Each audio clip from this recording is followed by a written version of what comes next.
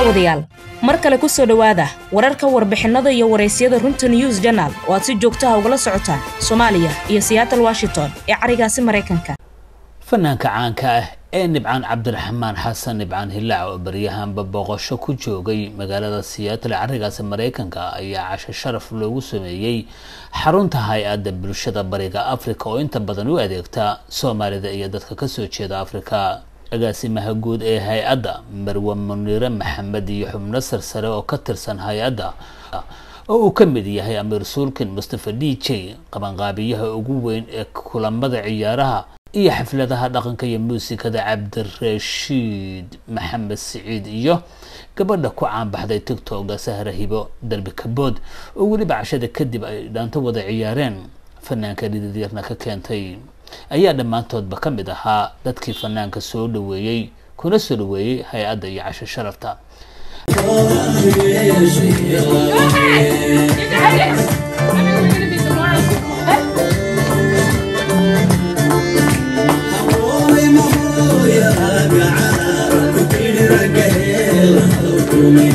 casho sharafta kadib wuxuu fanaanku booqday arday qaadanaysa casharadii iskuulka halkaas oo ay ku soo dhaweeyeen gabdhaha madaxda ka ah iskuulka. Jawaahir Cumar ayaa warbixin kooban ka siisay fanaanka sida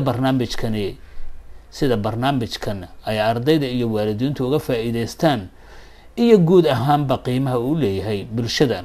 agaasimaha hay'adda bulshada bariga Afrika Munire Maxamed iyo fanaanka Nibcaan Hilaac oo kulanka kadib saxaafadda la hadlay ayaa sheegay inay sii wadi doonaan u adeegida bulshada iyo inay iska kaashan doonaan sidii caruurta Soomaaliyeed ee Seattle ku dhalatay ama ku kortayba loo bari lahaa qorista iyo akhriska afka Soomaaliga.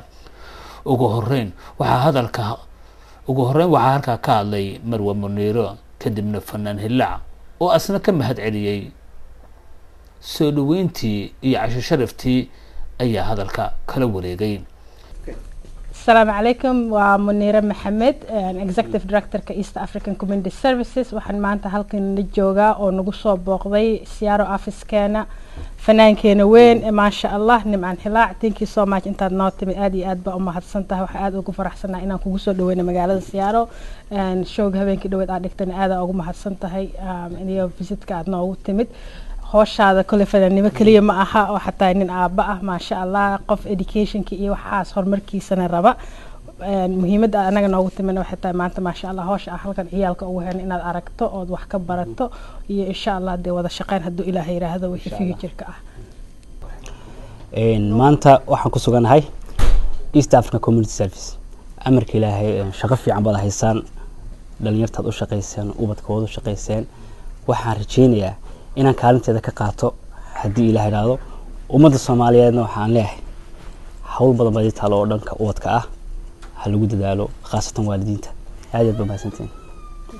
hay'adda bulshada bariga Afrika ayaa ah hay'ad aad u xoog badan oo ay ka shaqeeyaan shaqaale kor u dhaafaya 30 ruux waxayna dadka ka caawisaa barnaamijyo ay ka mid yihiin hogaaminta dugsiyada sare, waxbarashada caruurta iskuulka ka hor, taageerada iskuulka kadib iyo hoggaansamida waalidiinta.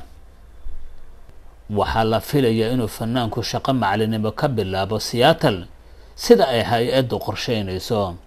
fadlan ku dhufo like dhammaan baraheena runta news journal ee YouTube, Facebook iyo Instagram.